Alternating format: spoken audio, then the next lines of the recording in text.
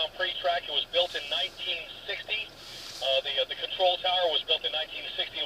That's the one that's not here anymore because they're building a pretty new one just on the other side of the racetrack up in turn 10. There are 10 turns. It's 2.459 miles, 3.5 kilometers around.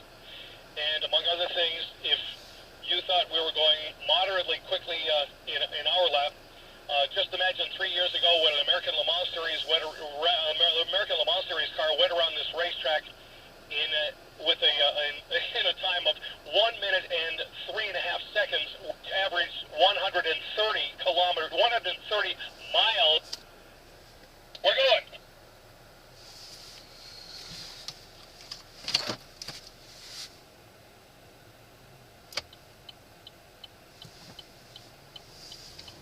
The line of the racetrack is generally laid out by the asphalt down the middle of the corners.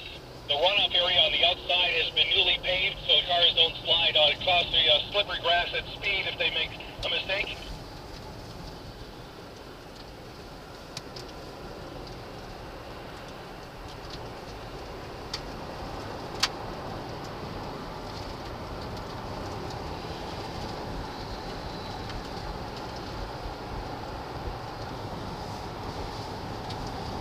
It's a big runoff area.